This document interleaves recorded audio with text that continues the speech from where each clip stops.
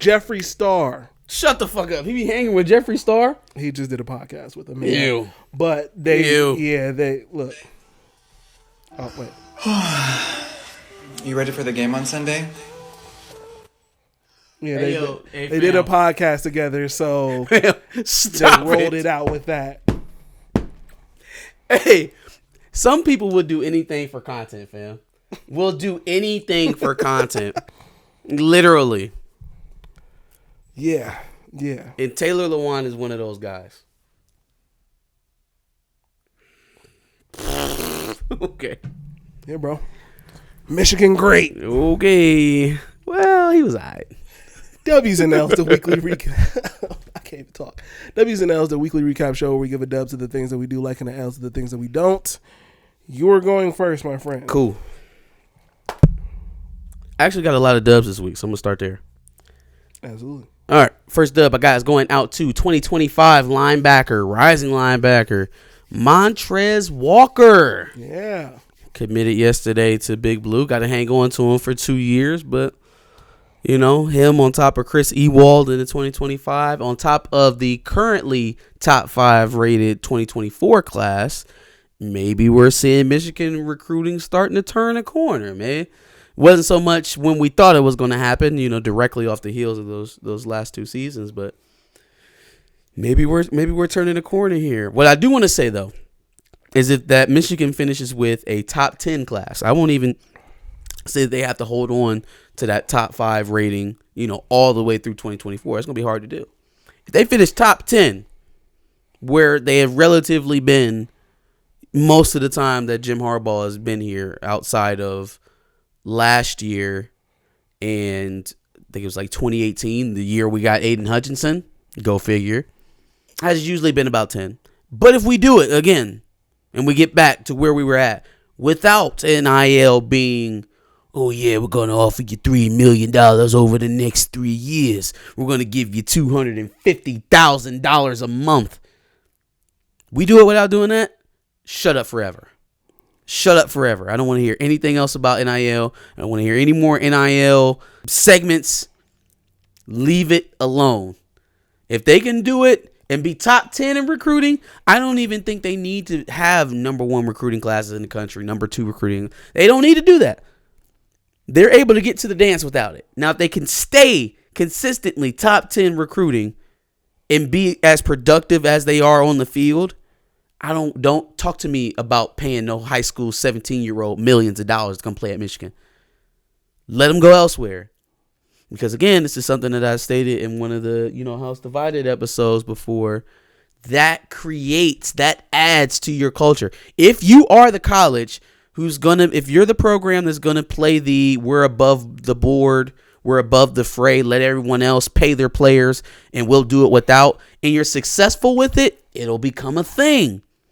Guys will be attracted to that as much as they are to, shit, man, Miami really takes care of their guys. Because you know what the difference between Michigan and Miami is?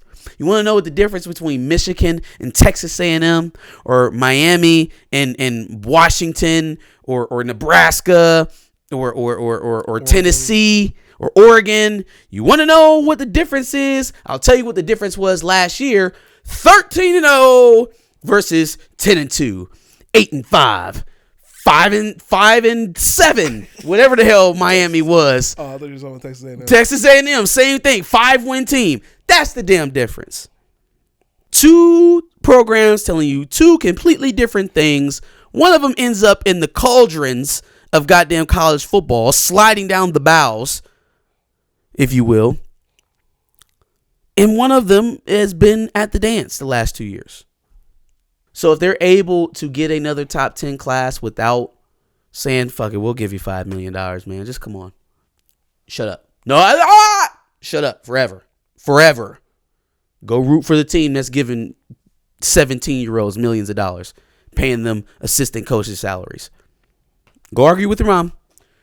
Anyways, deloading is back in LA, baby. Ice water. We got ice in our veins. Do you want to know what the funniest part about that was? Ice water.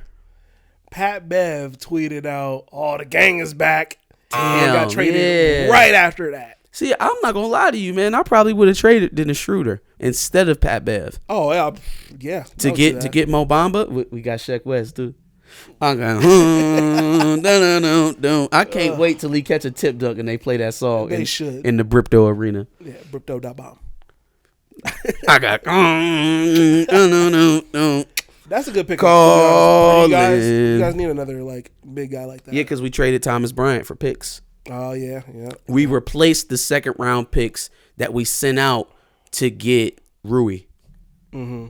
So we got those picks back for Thomas Bryant, and then now we needed a big, so they shipped Beverly down to Orlando for Mo Bamba.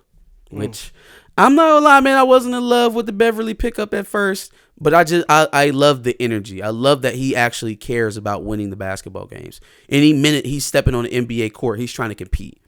And there are just so many guys that y'all want to tell me are great that don't have that. And I appreciate that out of Pat Bev, for sure. That's right. So, yeah, sad to see him go. But I'm liking the roster a lot more. Malik Beasley, D'Angelo Russell, Mo Bamba. We got Jared Vanderbilt. I like this roster a lot better. A lot better. Malik Beasley and Scottie Pippen Jr. on the same team, huh? Yeah! Just wonder how that's going to work out. I just fucked your mom in some Gucci flip-flops. Whew. Oh, my God, the rookie hazing. The rookie hazing. Oh, you thought Delonte West and LeBron was bad, boy. It's a song about your mama. It's a song about your mom. See, nobody, unless you lived in Cleveland or Akron, you didn't really know too much about that. But everybody knows about Larsa Pippen. That's a fact. Everybody knows about Larsa Pippen. But see, maybe LeBron can, he can school him. He can talk to him about how to handle it. Let's hope. All right, bro, look, this is what you got to do. When you a free agent the next time, you got to hold a decision where you got to you got to sit down and hold an ESPN special. Scottie Pippen is not that guy. And you got to leave and you got to tell them where you taking your talents because you ain't doing it here where they fucking your mom. Scottie Pippen Jr. is not that guy. He's not. He's not. You got to take the LeBron playbook. Y'all gonna have sex with my mom? Cool. I'm gonna make a decision. That's crazy. That is nuts. Oh, man. If you guys didn't know, y'all should look up the Delonte West and Gloria James story. It's a riot. It's not that much. It is an absolute riot. It's a stain on the LeBron James legacy. Well, he's been good at keeping him quiet, though, so kudos to him. Well, Delonte West is good at keeping himself quiet because he's got things to worry about. Well, I think that got done to Delonte West, but we don't have to dig into my conspiracies too deep here. That's fair. Anyways, deloading is back for sure. Ice water in our veins. Jesus. Yes, it is. All right, so I have a rather complicated dub, so I'm gonna do my best to kind of work through this here. There was a Idris Elba interview where I guess they must have asked him a question about being a black actor, and so he goes on to talk about how he stopped labeling himself as a black actor because of how they would typecast you. You know what I mean? And how they would only put you in certain stereotypical roles. And when I think of all of Idris Elba's roles that I've seen him in, at least in American, film and television, up until about maybe like 2008, 2009, when did Takers come out? Around that time? Somewhere around there. It was very he's Stringer Bell. You know what I'm saying? The Wire. That man is him. The Beyonce movie. The Beyonce movie. You had obviously Takers. You had you had Daddy's Little Girls. That would arguably be a black movie too. Yeah, but I mean, I guess that role wasn't so stereotypical. At least in what Hollywood wants you to see a black man. Gotcha. Daddy's Little Girls was a little antithetical. Yeah. Man, surprisingly, who it came from, who directed it, shit. But anyways, so he says that, right? And I appreciate that because it's true, and it does shed a light on how, Hollywood treats black actors and the opportunities that they give them to work in, right? But then the response or the retweet to someone talking about Idris Elba saying that from John Boyega, I loved even more. I love the honesty from Idris Elba, but I loved John Boyega's response to that a lot better. Because what he says is that how they do that is wrong. And I'm talking about it in a roundabout way. But what Hollywood does in placing black actors in certain roles is wrong.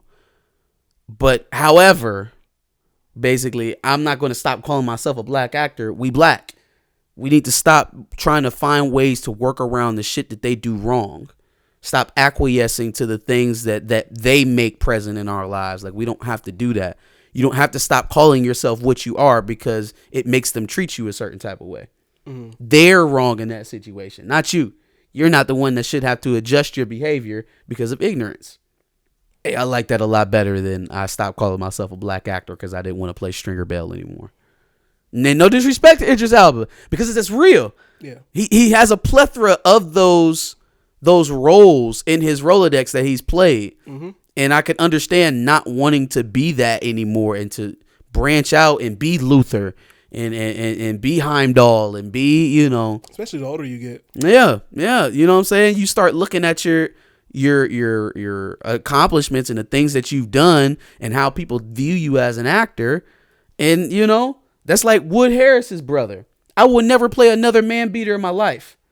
I will never play another abusive husband / father again in my life. Beater? Huh? Another man beater?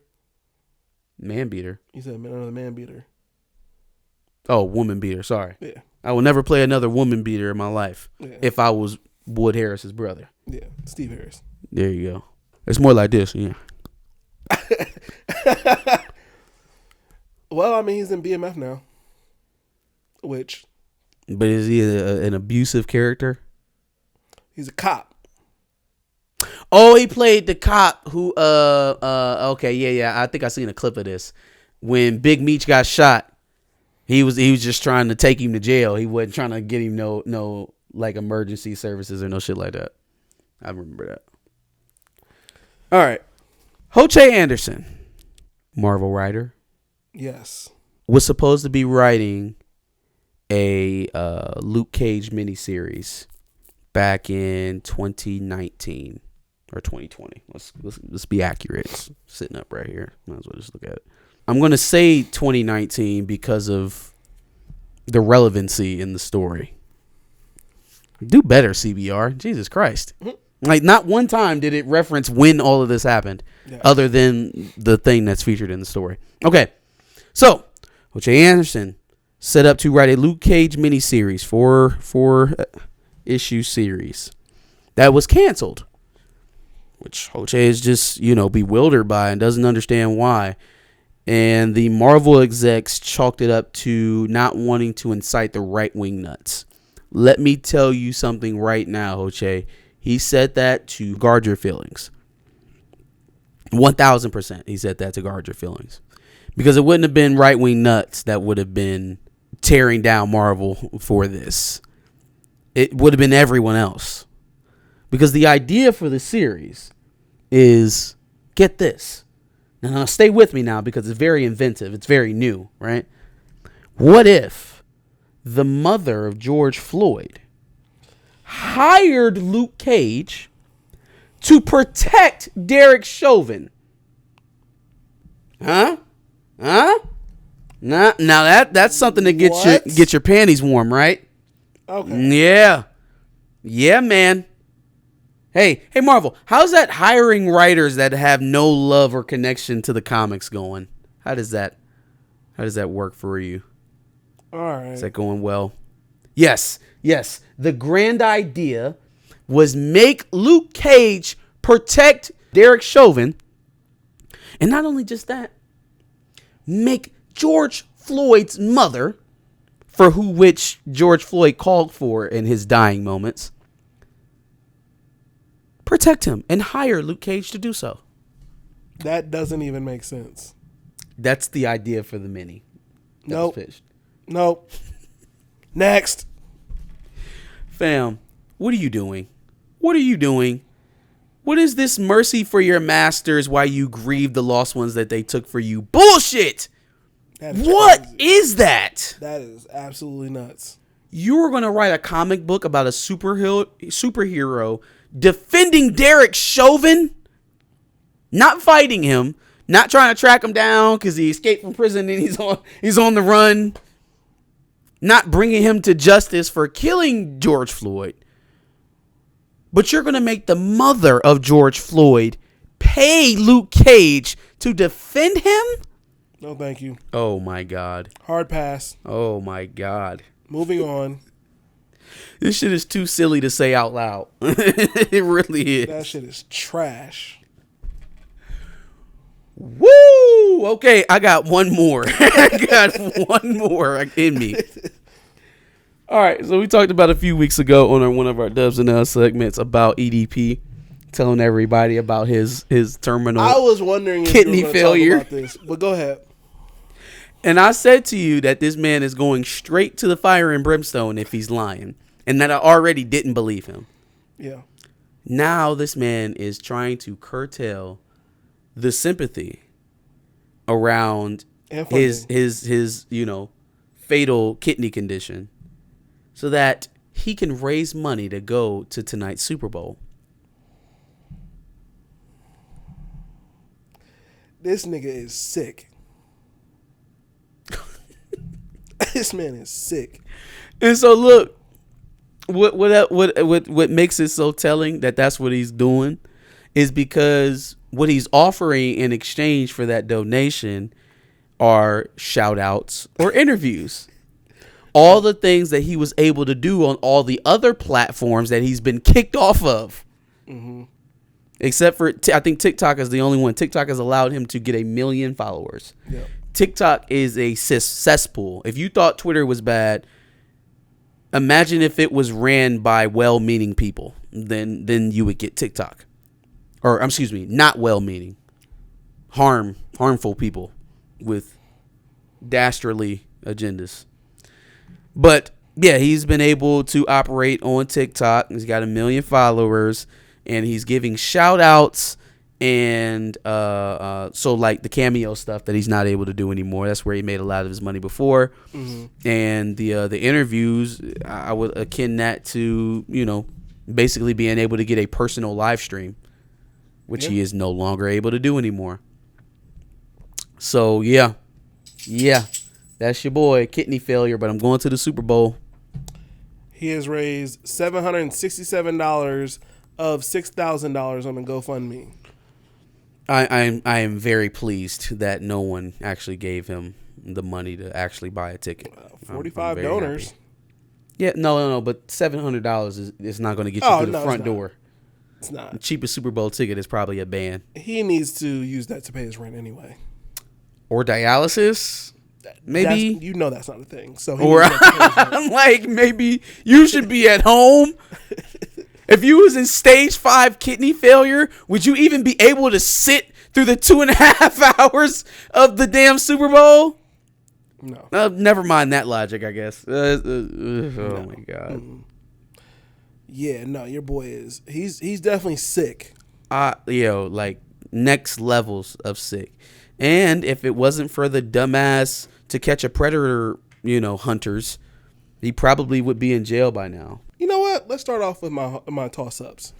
Just because, Hogwarts Legacy was kind of a toss-up that I had because it, like you just said, it does look really good. Mm-hmm. Looks great. But there's a lot of people on the left and a lot of LGBT members who are basically getting all upset and getting, just really mad about the fact that J.K. Rowling is somehow profiting off of this. This is so... Okay, let's just walk it through, right? So obviously the controversy is over J.K. Rowling has anti-trans views, or she would call them pro-woman views. Sure. Right? So off the heels of that, now we are going to boycott Hogwarts Legacy, a project in which J.K. Rowling was not involved in any way, shape, or form. does not follow the current continuity of any project that J.K. Rowling is currently engaged in, and also has a trans character. Yeah.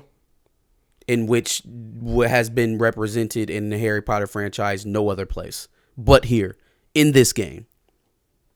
Not to mention the hundreds of people that went into developing and working on this game that have absolutely nothing to do with J.K. Rowling. Yeah.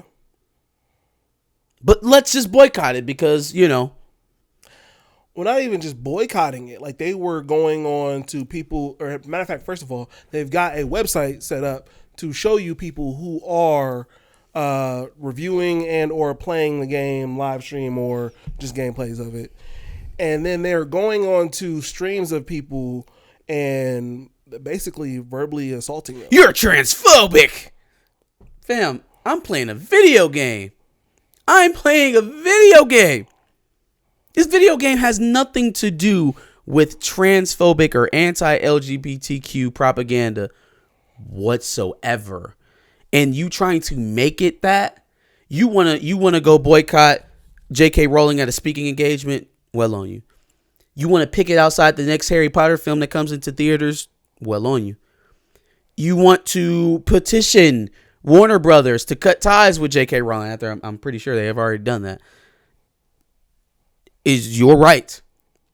What is dumb is to try to take food and money out of the mouths of people who merely just work under the umbrella of Warner Brothers or EA in partnership with the Harry Potter project. Mm-hmm. It's stupid. It is completely asinine, especially when you consider that J.K. Rowling isn't making any. Maybe she'll get some royalties. She'll probably get some royalties. She will get some royalties, and I guess in that respect, you probably wouldn't want to buy it.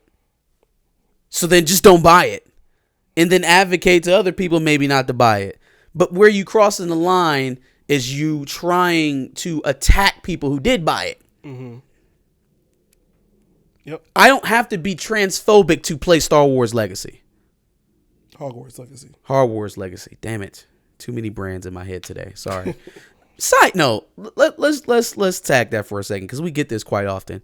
We talk about everything from politics to sports to police brutality to history to entertainment on this podcast. Excuse me if I fudge the numbers a bit.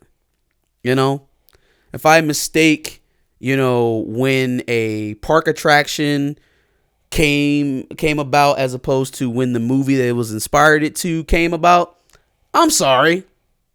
My bad. I was thinking about Michigan's recruiting ranking while I was trying to get to that point. I apologize. But, in the interest of trying to bring you as much information as we can, sometimes we fudge the numbers. I appreciate you guys keeping us honest. I believe there are some folks that take the joy in telling us where we have the gaffes. Yeah. And it's just like, I'll switch spots with you for a week. We'll see.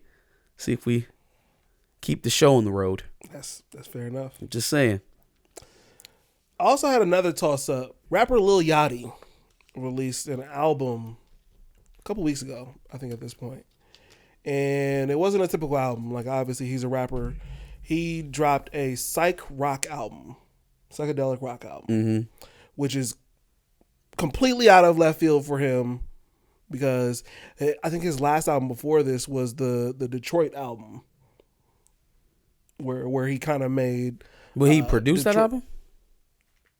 No, I don't think he produced it. I think he just had Detroit producers. Basically, it was an album. Detroit was Big Sean's. I was about to say Detroit was Big Sean's album. No, it wasn't called Detroit. All right. It was Michigan Boat Boy or something. I got you. Yeah, I remember that. Okay. Yeah.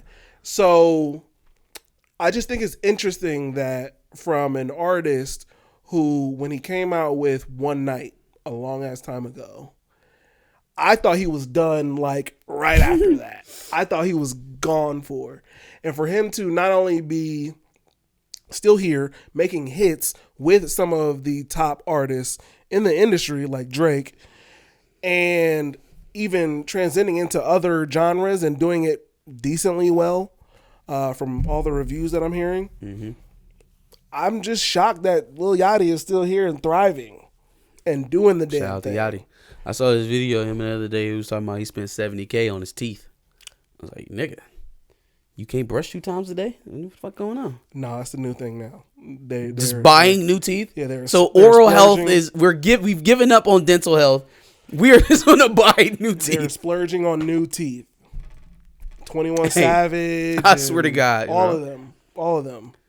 Fuck cavities and brushing your teeth and flossing.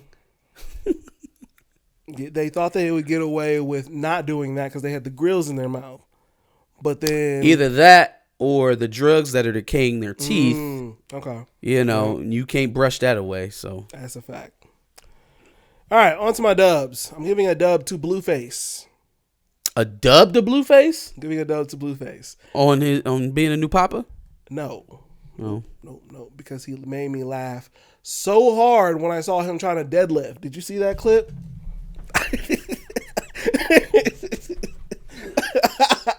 Hey, first of all, Krishan definitely. I know they're both former athletes. Krishan deadlift better than you, boy. Yeah.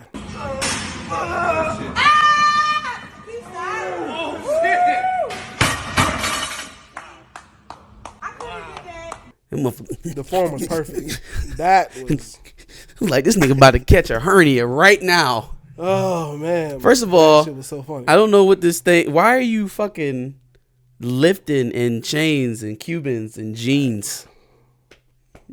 Because he Blueface. Yeah. I think it's so funny, man, how his career has turned out because he fucked around and was using this girl for publicity. I honestly believe that in the whole reality show and all that other shit. Mm-hmm. And then I think it's gotten to a point where he can't be without her now.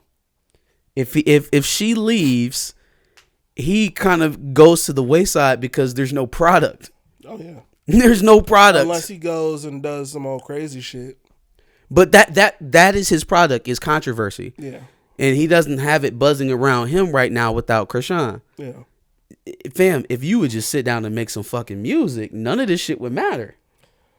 He can't make another Tatiana. You got to do something. You got to make another something. You better go pay for a feature or something. Tatiana and on a Dead Looks is hard. On a Dead Looks is hard.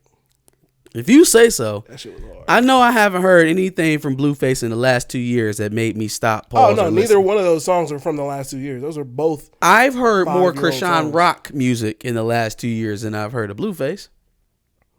Yeah, neither one of those songs are from the last 5 years. It's a vibe. It's a vibe. It's a vibe. Yeah, was that the song she made? Mm-hmm. Gross. Yikes. Fam. All right, I'm gonna give my last dub to a brand named Mischief. The reason why I'm giving them this dub is because they're listed as a creative design brand. Like they're not exactly a designer. They are like a brand that designs things with the intent to go viral, which is why you are all now seeing these red boots all over your timeline. Fam. I was just talking about that shit last night with my father-in-law, but he told me before I had ever seen him. He's like, I seen all these people in these dumbass boots, and it looks stupid as hell. If I ever see MJ in some boots like them, I tell him you look like an idiot. I was like, what boots are you talking about? And so Tia pulled up a picture of Coi Leray with these big ass goofy boots on. It literally makes her look like a cartoon character. And I was like, somebody paid her to put them on so that all the young thoughtleys that run after her will buy them and put them on too. Yeah. No, they're not good. No, they don't look good. But you're right. They're going to push the product for the sake of making it go viral, whether it's a quality product or not. Yeah. They're all right. They're all right. They're all right. Or you would put them on? I wouldn't, because I don't think I could pull them off. But if I saw somebody in them and they had a nice fit, I'd be like, all right, I see you. With the Gumby 3000s, what the fuck is that? What do you got going on? They're the Astro Boy boots. Who? Astro Boy. Bro. Fam, stop trying to talk to me like this is legitimate. Like it's not fucking foam shoes that they're selling to you and telling you that they're of high quality. Like it's not just a fad thing. Astro Boy. Now again, I would never wear them. I would not look good in them. I'd look stupid as hell in them. Anybody looks stupid as hell. This is what he was trying to tell me. God damn it, I'm turning into my father-in-law. A little bit. Jesus. But it should be noted that they are also the brand that made those Satan shoes for Lil Nas X. Of course they are. Yeah. Yeah. Well, I didn't see that connection coming, actually. It kind of was a little surprising, but it makes sense because it's like a viral. It's a viral. Yeah, it's about being viral. That's not a viable shoe. Who's just about to walk around with the mark of the beast on their damn shoes? You can feed me all the anti-theology talk you want. Who actively wants to support the devil, whether you believe in God or not? I don't know. The hell are we talking about here? I have no idea. It's not a pushable product. It's a viral product. So 20,000 people will pop out and buy it because they see it on Instagram, and then it'll be gone in 6 months. Yep. On to my L's, though. Adidas have already started running out a couple of pair of Yeezys that are not Yeezys because he's no longer with them, obviously. And it has been reported that they are going to lose about $1.3 billion. Laughing right at you and Nike. The hell with y'all. Yeah. Hell with y'all. Yep. Took a strong stance, and now you're about to lose a whole billy this year. Good. The hell? What do we say when all that shit happens? How does this make financial sense for them? It doesn't. How does it make sense to cut off the most popular shoe you have on your line? You really you think the backlash from this idiot tweeting is going to be so bad that shoe's going to stop selling? Cool. Chalk up the millions. Chalk it up. Eat it. Yep. We'll see how it works out. 1,000%. My last L is going to a guy that we haven't mentioned in quite a while, but not a stranger to our L's list. Charlemagne the God. Uh-oh. Charlemagne the God was reacting to Billboard's, I think, top 50 rappers or some shit like that. I think I've seen this. And he had noticed that there were 2 rappers on there that he felt like should not have made the top 10. Those 2 rappers are Drake and Kendrick Lamar. But what more does... He doesn't feel like they should be in the top 50? No, he doesn't feel like they should be in the top 10. I mean...